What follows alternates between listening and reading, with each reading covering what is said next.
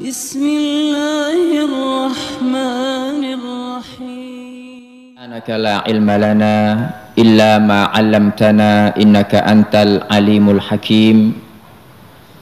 Allahumma anfa'na bima 'allamtana wa 'allimna ma yanfa'una warzuqna ilman yanfa'una. Allahumma la sahla illa ma ja'altahu sahla wa anta taj'alul hazna idza syi'ta sahla faj'al lana ya rabbana kulla syai'in sahlan muyassara. Allahumma inna na'udzu bika min ilmin la yanfa' wa min qalbin la yakhsha' wa min nafsin la tashba' wa min da'watin la yustajabu laha. Rabbi shrah li sadri wa yassir li amri wahlul 'uqdatam min lisani yafqahu qawli. Amin. Bapak, Ibu, dan saudara sekalian yang dibahagiakan Allah Ta'ala, alhamdulillah malam hari ini kita semua dimudahkan Allah Ta'ala berkumpul bersama di Masjid Al-Falah. Mudah-mudahan yang kita lakukan bersama ini mendapatkan ridho, barokah, rahmat, ampunan serta pahala yang berlipat ganda dari Allah Ta'ala. Amin. Malam hari ini Bapak Ibu kita akan membahas hadis dalam kitab Riyadhus Shalihin yang judulnya itu Bab Fadli Du'afatil Muslimin, bab keutamaan orang-orang lemah dari kaum muslimin, wal fuqara, dan orang-orang yang fakir, wal khamilin, dan orang-orang yang sederhana. Imam Nawawi rahimahullah ketika beliau memberikan bab ini, memberikan judul ini, itu maksudnya apa sih? Maksudnya itu agar maksud beliau dengan judul tadi itu satu, untuk menghibur Bapak Ibu, untuk menghibur siapapun yang lemah baik pada badannya. Ada kan orang yang lemah badannya, mungkin lahir dalam kondisi cacat, nggak punya tangan, atau mungkin buta. Jadi nggak usah berkecil hati gitu loh maksudnya itu. Atau mungkin lemah pada akalnya, IQ-nya rendah, atau mungkin sekolah nggak naik-naik, ya. Atau mungkin lemah dalam hal harta, lemah dalam jabatan, tidak punya pangkat sama sekali, ataupun yang lainnya. Nah, di sini kita harus tahu bahwa memang Allah Ta'ala itu menjadikan orang bermacam-macam itu bagaimana sih? Kenapa kok menjadikan orang itu bermacam-macam, bukan bagaimana, mohon maaf. Jadi memang Allah Subhanahu wa Ta'ala itu mentakdirkan orang itu dibuat beragam Bapak Ibu. Ketika Allah Subhanahu wa Ta'ala hendak, intinya begini, ada hadis Allah Subhanahu wa Ta'ala itu berdialog dengan Nabi Adam.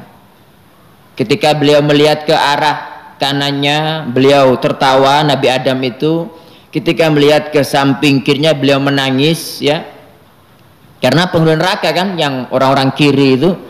Kemudian beliau itu melihat di antara anak keturunannya itu kok bermacam-macam, ada yang kaya, ada yang miskin, ada yang sakit, ada yang sehat.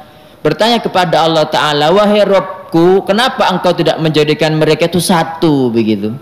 Kata Allah Ta'ala, inni uhibbu an ushkar, karena saya itu senang untuk disyukuri. Jadi kalau kita bersyukur kepada Allah Subhanahu wa Ta'ala, Allah itu senang. Bahkan disebutkan dalam hadis, innallaha la yardha anil abdi, Allah itu benar-benar ridha kepada hamba. Kapan? An yakulal aklata fayahmadahu alaiha, ketika dia memakan sesuatu kemudian mengucapkan alhamdulillah, Allah itu ridha. Wa an yashraba syarbata fayahmadahu alaiha, atau dia meminum satu teguk minuman kemudian dia bertahmid mengucapkan alhamdulillah, Allah itu ridho. Jadi inilah hikmah kenapa Allah Subhanahu wa Ta'ala menjadikan orang itu beragam. Dan seorang mukmin yang imannya hakiki tentu dia tahu bahwa ini takdir Allah Ta'ala begitu. dan yang namanya takdir adalah perbuatan Allah Ta'ala. Dan sikap seorang mukmin hakiki, kata Rasul sallallahu alaihi wasallam, orang mukmin itu wa antu minabil qadar khairihi wa syarrih, engkau beriman kepada takdir yang baik maupun yang buruk. Jadi untuk perbuatan Allah Ta'ala ini kita harus mengimani, harus ridha. Ya, kalau nggak ridha Allah murka kepada kita. Makanya ketika ada orang meninggal dunia, terus ada wanita menangis, yang namanya niyaha, Bapak Ibu. Niyaha itu kan menangis berlebihan. Menangis berlebihan, yang intinya menangis ini karena tidak terima dengan takdir Allah Ta'ala. Nah, Nabi SAW mengatakan an-naihatu, wanita yang niyaha.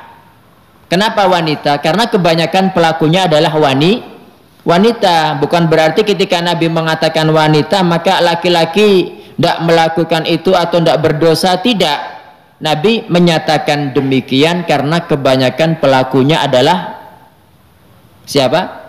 Wanita. Beliau mengatakan an-naihatu, wanita yang niyahah, idza lam tatub qabla mautiha, jika tidak bertobat sebelum meninggal, tuqamu yaumal qiyamati, akan dibangkitkan pada hari kiamat, alaiha sirbalun min qatiran, dia itu ya ketika dibangkitkan itu memakai sirbal itu pakaian min qatiran, dari tir aspal panas, audir'un min jarab, atau baju besi dari penyakit kusta. Naudzubillah. Hadisnya sahih, diriwayatkan oleh Imam Muslim. Nah ini karena tidak terima dengan takdir. Nah, Allah Subhanahu wa Ta'ala memang berkehendak menjadikan seorang manusia itu lemah ya pada satu sisi, tapi dia itu kuat pada sisi yang lain.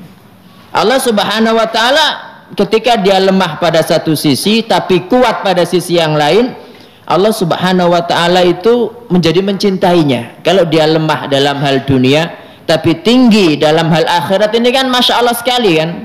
Jadi dia mendapatkan tingkatan yang tinggi. Ingat Nabi SAW mengatakan, innallaha la yanzuru ila ajsamikum, Allah tidak melihat kepada tubuh-tubuh kalian, wala ila amwalikum, juga enggak melihat kepada harta kalian, wala ila suwarikum, juga enggak melihat kepada tampang kalian, iya kan?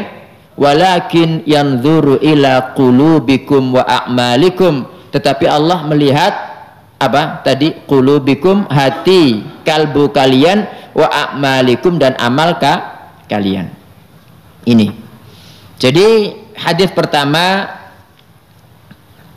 dari bab ini adalah dari Harithah bin Wahab radhiyallahu anhu. Dia berkata, saya mendengar Rasulullah sallallahu alaihi wasallam bersabda, ala ukhbirukum bi ahlil jannah, kata beliau, mau ndak ku beritahukan kepada kalian tentang penghuni surga?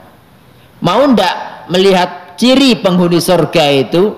Kata Nabi sallallahu alaihi wasallam, kullu dha'ifin mutadha'if, kullu dha'ifin, setiap orang lemah baik pada harta, baik pada badan, pada pangkat ya, pada harta, pada nikmat-nikmat yang lain. Mutadha'if itu yang tawadhu, rendah diri ya, itu penghuni surga. Lau aqsama 'alallahi la abarrahu, kalau dia bersumpah atas nama Allah pasti Allah mewujudkannya. Bersumpah atas nama Allah gimana sih Bapak Ibu? Contohnya begini, akan terjadi, misalkan diprediksi akan terjadi bencana begini-begini gitu kan. Kemudian karena saking yakinnya kepada Allah, saking husnudzonnya kepada Allah, Allah tidak akan memperbuat begitu, dia bilang demi Allah tidak akan terjadi, kayak begitu loh. Itu makna lau aqsama 'alallah la abarrahu, kalau dia bersumpah atas nama Allah, bersumpah karena saking yakinnya kepada Allah, karena saking besar harapannya, karena saking besarnya husnudzonnya kepada Allah, la abarrahu, maka Allah mewujudkan sumpahnya itu tadi. Setelah itu Nabi bertanya, ala ukhbirukum bi ahlin nar, mau tidak kuberitahukan kepada kalian tentang penghuni neraka? Kata beliau, kullu utullin jawadhin mustakbir. Kullu utullin, setiap utul. Utul itu diartikan di sini al-jafi, orang yang kasar. Kasar, kaku, berhati batu. Nah ini utul itu. Jawadhin, jawadhin di sini diartikan al-jamu' al-manu'. Jamu itu sangat mengumpulkan harta, al-manu sangat pelit. Ya. Alladzi jama'a malan wa addadah yahsabu anna malahu akhlada. Surat apa itu? Surat Al-Quran. Surat Al-Ma'un. Ara'aital ladzi yukandzibu bid-din fadzalikal ladzi yatu'ul yatim. Iya. Bukan. Surat apa ya? Al-Humazah. Wailul likulli humazatil lumazah alladzi jama'a malan wa addadah. Jadi dia tuh mengumpulkan harta, dihitung-hitung terus. Alladzi jama'a malan, yang mengumpulkan harta, wa apa tadi? Wa addadah, dan menghitung-hitung. Kemudian yahsabu anna malahu akhladah, dia mengira bahwa hartanya yang banyak ini membuatnya abadi, membuatnya tidak bisa mati. Kata Allah, kallah, tidak bakalan, la yumbadhanna fil hutamah, justru dia pasti akan dilemparkan ke dalam al-hutamah. Jadi di sini jawad itu adalah al-jamu' al-manu', yang sangat banyak mengumpulkan harta, tamak, al-manu' sangat pelit. Na'udzubillah. Mudah-mudahan Allah Ta'ala menghilangkan dari saya dan Bapak Ibu semua dari penyakit-penyakit, dari sifat-sifat penghuni neraka. Mustakbir. Mustakbir itu untuk jawad itu maknanya macam-macam. Ada yang mengatakan tadi al-jamu, al-manu, ya, yang tamak terhadap harta dan sangat pelit. Ada yang mengatakan ad-dokhmu, orang besar, al-mukhtalu fi misyatihi, yang sombong dalam cara berjalan. Nah, waqila dia mengatakan al-qasir al-batin, itu makna jawad, ya. Jadi al-qasir itu yang pendek, al-batin yang gemuk, pendek tapi gemuk. Jadi penghuni neraka itu kullu utullin, setiap orang yang kasar, kaku, berhati batu. Jawadin tadi ada 3 makna. Yang pertama adalah tamak tapi pelit. Mustakbir, mustakbir itu sombong. Dan disebutkan dalam hadis bahwa mustakbir itu adalah, kan Nabi SAW ditanya oleh seorang sahabat, ada seseorang itu suka kalau dia itu pakaiannya bagus, sandalnya bagus, apa itu daripada kesombongan wahai Rasul? Beliau mengatakan tidak, innallaha jamilun yuhibbul jamal, karena Allah itu jamil, maha indah, mencintai yang indah-indah. Kata beliau, al-kibru, yang namanya sombong itu batorul haq, menolak kebenaran, wa ghamtun nas, dan merendahkan manusia. Kalau jelas ini suatu kebenaran ditolak, sombong berarti. Atau suka merendahkan orang, menganggap dia yang paling baik, mungkin karena hartanya sehingga menganggap paling baik, karena ilmunya, karena tampangnya, karena jabatannya, berarti dia masuk di mustakbir, penghuni neraka. Ini hadisnya muttafaqun alaih, ya. Hadisnya muttafaqun alaih berarti disepakati kesahihannya oleh Imam Bukhari dan Imam Muslim. Nah, ayat ini Bapak Ibu sangat klop, hadis ini sangat klop dengan ayat dalam surat Al-Kahfi 28. Allah berfirman, wasbir nafsaka ma'alladzina yad'una rabbahum bil ghadati wal ashiyyi yuriduna wajha wala ta'du aynaka anhum turidu zinatal hayatid dunya wala tuti' man aghfalna qalbahu an dzikrina wattaba'a hawahu wa kana amruhu furuta. Surat apa tadi? Al-Kahfi. Jadi makna wasbir nafsaka itu persabar dirimu wahai Muhammad ma'alladzina yad'una rabbahum bil ghadati wal asyi, bersama orang-orang yang senantiasa berdoa kepada Allah, baik doa masalah maupun doa ibadah setiap pagi dan petang. Nah ini menunjukkan keutamaan zikir pagi petang, menunjukkan keutamaan berdoa pagi dan petang.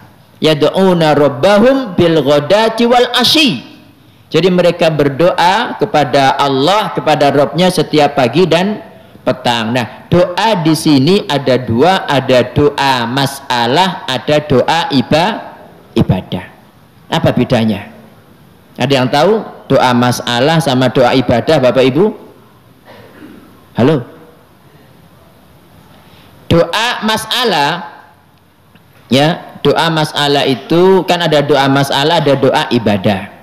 Kalau doa ibadah itu kita beribadah kepada Allah Ta'ala dengan melakukan sholat, dengan berpuasa, dengan bersodakoh. Pokoknya kita melakukan ibadah. Kita tidak minta kepada Allah minta ini itu tidak, tetapi kita melakukan ibadah. Nah, secara bilisanil hal, secara lisan kondisi kita, jadi kondisi kita yang melakukan ibadah itu kan secara tidak langsung itu kita pasti mengharap pahala, pasti kita pengen ridho Allah, pengen surga Allah, ya kan? Itu namanya doa ibadah. Jadi kita tidak minta kepada Allah minta ini itu tidak, tetapi secara perbuatan itu kita minta sesuatu. Jadi tanpa ngucap itu doa ibadah. Sementara doa masalah itu minta langsung, ya Allah saya minta surga firdaus yang paling tinggi ya Allah tanpa azab maupun hisab. Dan ini itu doa masalah. Nah kalau panjenengan minta kepada Allah itu jangan tanggung-tanggung Pak Bu.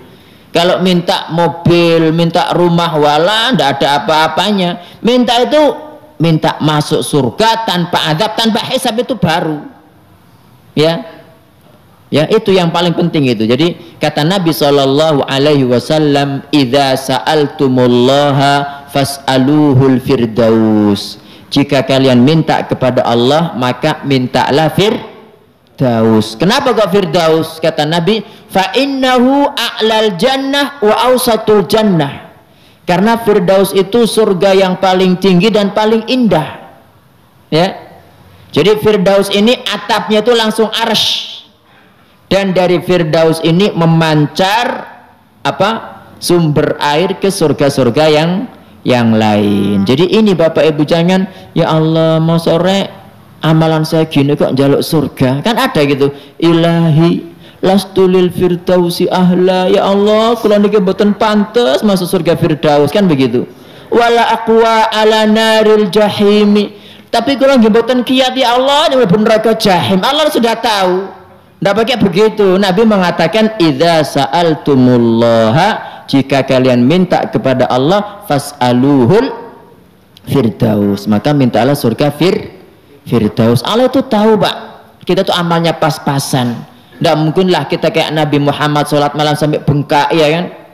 Tidak mungkinlah kita sodako seperti Nabi yang sodako kepada orang itu kambing Pak, dalam kambing 2 lembah itu loh diberikan. Itu Nabi SAW.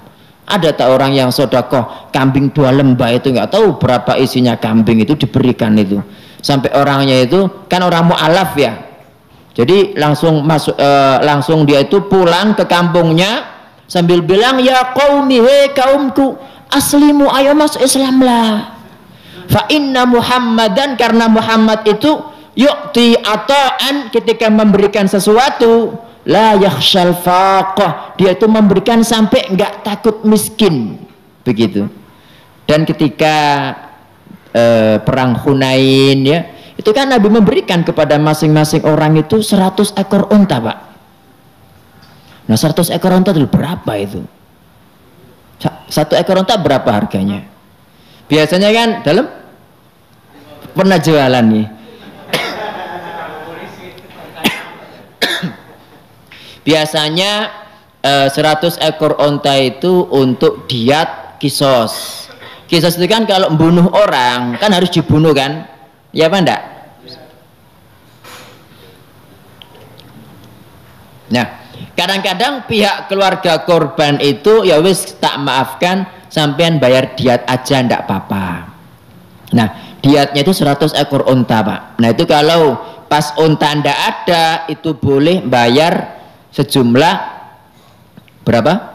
100.000 dinar kalau nggak salah. 100.000 dinar atau 1.000 dinar? 1.000 dinar paling. 1 dinar itu sekarang kalau tidak salah 2.300.000. Nah coba 2.300.000 dikalikan 1.000 berapa? 2,3 apa? Nah berarti itu harga satu orang, Pak, dalam Islam. Kalau ada orang terbunuh ya itu diganti itu. Kalau memang pembunuhnya tidak dibunuh ya, misalkan dimaafkan ya wis sampai anta maafno tapi bayar diat aja, itu berarti bayar 1.000 dinar 2,3 M ya. Masya Allah, langsung kaya berarti. Ya, jadi Bapak Ibu, di sini Nabi Shallallahu Alaihi Wasallam diperintahkan Allah Taala untuk bersabar. Ya, bersabar dirimu wahai Muhammad bersama orang-orang yang berdoa kepada Allah setiap pagi dan petang, baik doa masalah maupun doa ibadah setiap pagi dan petang. Kenapa? Yuriduna wajhah. Jadi ini mereka itu melakukan itu hanya menghendaki wajah Allah Ta'ala. Berarti Allah punya wajah, iya kan? Seperti apa wajah Allah itu? Loh, enggak boleh begitu kok, wallahu a'lam. Kan sudah pernah dijelaskan di sini dulu ya.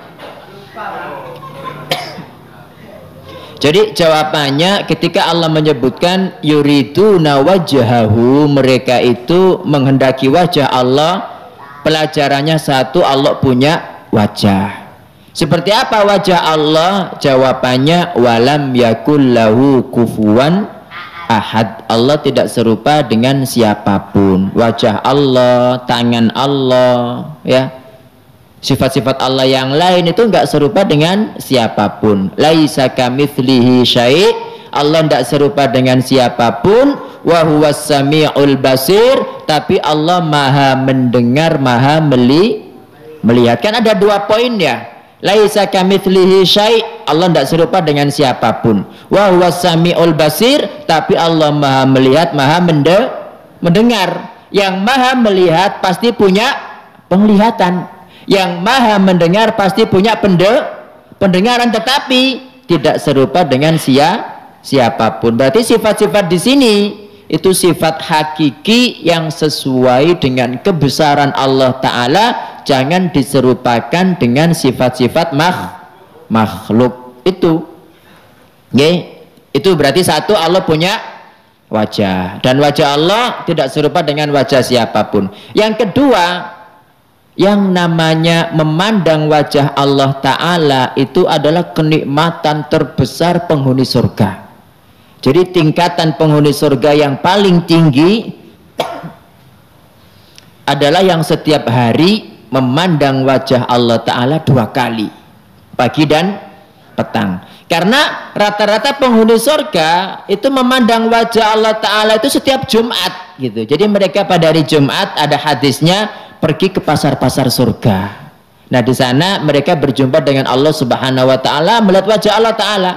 Nah, dan ketika wajah Allah Ta'ala ini tidak mungkin dilihat seorang manusia pun kecuali ketika sudah mati. Kalau ada orang mengaku melihat Allah, jangan dipercaya. Kalau masih hidup itu pasti syaitan gitu kan. Karena kadang ada orang, Pak, zikir lama, waktunya makan tidak makan ya, waktunya tidur dipaksa sholat, kan jadi sensitif kan. Ada krusek-krusek tikus, katanya malaikat Jibril datang. Padahal itu kan orang sensitif ketika saking laparnya, saking ngantuknya dipaksa ibadah. Dalam Islam kan tidak boleh kita memaksa diri ibadah, ya kan? Pernah Nabi Shallallahu Alaihi Wasallam masuk masjid, Bapak Ibu, kok ada tali di antara tiang dengan tiang. Itu loh semangat ibadah, tetapi badannya tidak kuat. Kita kan sekarang beda, badannya kuat, semangat ibadah yang tidak ada. Ya kecuali jamaah sini insya Allah semangat semua. Jadi ada tali yang diikat antara tiang dengan tiang. Nabi bilang, ini tali apa ini? Katanya milik Zainab wahai Rasulullah. Kalau dia pas sholat ngantuk pegangan biar nggak jatuh gitu. Kata Nabi lepaskan, ya cuplaan itu lepaskan. Kenapa orang itu memaksa dirinya itu? Ya wes kalau ngantuk ya tidur, kalau pas merasa fresh segar ya ibadah gitu. Dan dalam riwayat lain Allah Subhanahu wa taala Nabi sallallahu alaihi wasallam mengatakan khudhu minal amali ma tutiqun. Ambillah amal itu yang kalian mampu, jangan memaksa diri. Fa innallaha la yamalla hatta tamallu. Karena Allah tidak merasa bosan sampai kalian bosan. Itu maksudnya Allah tidak berhenti memberikan pahala kepada kalian sampai kalian berhenti beribadah. Gitu loh. Makanya ketika ada Abdullah bin Amr bin As yang dia itu punya azam untuk puasa sepanjang tahun tidak pernah berhenti, sholat malam sepanjang malam nggak pernah tidur, dipanggil sama Nabi, ini ibadah apa enggak? Jadi mending sedikit-sedikit tapi continue. Ahabbul amali ilallah adwamuhu wa inqallah. Jadi amal yang paling dicintai Allah itu yang apa? Continue meskipun sedikit. Nah sampean kalau tiap malam dipaksa saya bengkak pengen ke Nabi, ya cuma setahun pisan selain Ramadan gitu loh. Jadi jangan memaksa diri Pak, apalagi kalau kita memaksa diri dalam ibadah sunnah yang kemudian kewajiban-kewajiban atau ibadah-ibadah wajib kita terbengkalai. Dibilang sama Nabi, matamu punya hak, perutmu punya hak, istrimu punya hak, badanmu punya hak, kan begitu kan? Tamu kamu punya hak gitu. Jadi jangan dipaksa. Menghormati tamu kan wajib. Nah kalau kita puasa terus kasihan tamunya. Kalau kita puasa terus kadang-kadang istri pingin punya mengambil haknya kan tidak bisa kan akhirnya kan. Nah ini tidak boleh dalam Islam itu. Islam itu agama fitrah. Jangan memaksa diri. Kalau ada orang yang kemudian ibadah yang memaksa diri itu tidak benar, bukan dari Islam itu. Islam itu ibadah fitrah. Nabi melarang orang itu puasa terus, sholat terus, dilarang sama Nabi. Kalau ngantuk, turu, jangan dipaksa sholat malam. Nah, kalau sholat malam lupa, kata Nabi Shallallahu Alaihi Wasallam, karena kalau dia itu ngantuk, sholat malam bisa mencaci dirinya, dia tidak ingat ya kan. Mending tidur, ketika fresh bangun baru sholat. Itu, insya Allah demikian. Ya, jadi di sini Allah Subhanahu Wa Taala memerintahkan Nabi untuk mempersabar diri beliau bersama orang-orang yang senantiasa berdoa kepada Allah setiap pagi dan petang mengharap wajah Allah Ta'ala. Nah mereka ini kan sahabat-sahabat miskin kayak Bilal, kayak Suhaib Ar-Rumi, kayak Ammar ibnu Yasir, ya kan? Kayak siapa lagi? Kayak Abu Hurairah. Tapi Abu Hurairah waktu itu belum ada. Ini kan yang awal-awal, okay? Kayak Khabbab ibnul Arad yang rata-rata mereka itu budak ya. Nah, wes mending duduk bersama mereka wahai Muhammad ya. Wala ta'du ainaka anhum, jangan sampai mata kamu itu pindah melihat kepada yang lain. Berarti ini perintah untuk melihat kepada orang-orang soleh gitu loh. Wala ta'du ainaka anhum, jangan sampai kedua matamu itu meninggalkan melihat mereka pindah kepada yang lain gitu ya. Jadi senantiasa pandang mereka, senantiasalah kamu bersama mereka, berdoa dan ibadah bersama mereka ini ya. Nah itu yang diperintahkan Nabi Shallallahu Alaihi Wasallam kepada kita semua.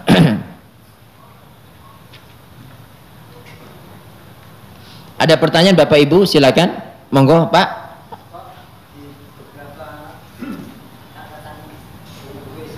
Nggih.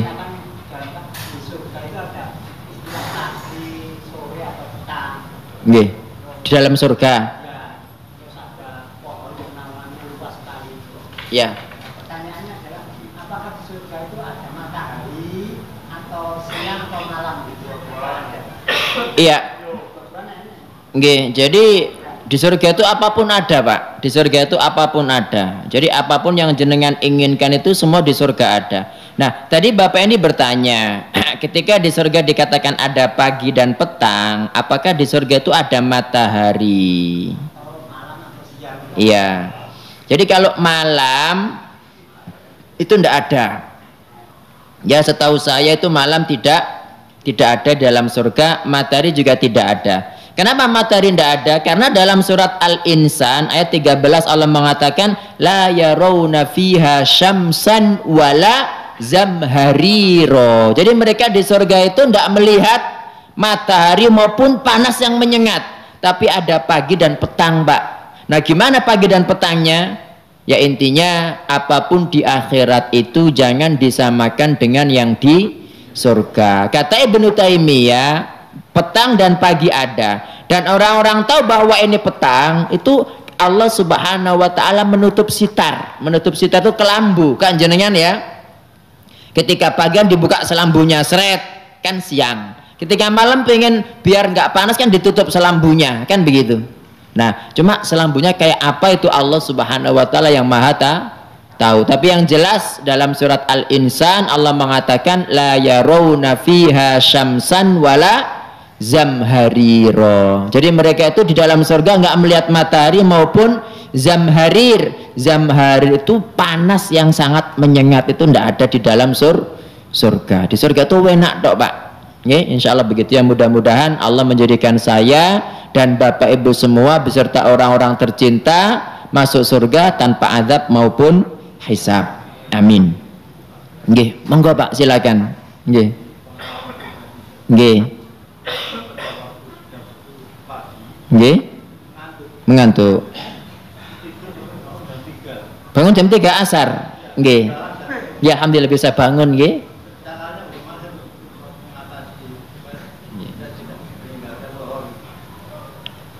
Tiap hari Pak? Oh pernah sekali. Nggih. Jadi Bapak ini bertanya, Bapak Ibu pernah ngantuk waktu jam 10 pagi baru bangun jam 3. Jadi zuhurnya itu ketinggalan. Nah, saya bertanya ini setiap hari tak? Oh, enggak, cuma sekali. Kalau cuma sekali ya enggak menjadi masalah. Lawang namanya orang tidur itu kan ndak niat tidur sampai kan pengennya bangun ya. Jadi tidur itu memang nikmat dari Allah Ta'ala, mungkin pas kecapean atau apa ndak menjadi masalah. Yang penting jangan setiap hari. Kalau setiap hari baru perlu solusi kan begitu. Gimana biar ndak ketinggalan. Oh ini ngantuk sudah. Makanya Nabi SAW mengatakan dalam Sahih Muslim, man nama an salatin aw ghafila anha falyusalliha mata dzakaraha la kafarata lahu illa dzalik. Man nama an salatin, barang siapa tidur dari salat, au ghafila anha atau lupa saking sibuknya, fal yusalliha mata dzakaraha, hendaknya dia mengerjakan salat ketika ingat. La kafarata lahu illa dzalik, tidak ada kafarat atau penebus baginya kecuali itu. Misalkan panjenengan pernah lupa belum mengerjakan salat 1 bulan yang lalu, ingat sekarang, nah sekarang mengerjakan sholat begitu. Nggih, ngapunten sudah adzan. Terima kasih Bapak Ibu atas pertanyaannya, atas perhatiannya. Kurang lebihnya saya mohon maaf. Subhanakallahumma wa bihamdik asyhadu an la ilaha illa anta astaghfiruka wa atubu ilaik. Wassalamualaikum warahmatullahi wabarakatuh.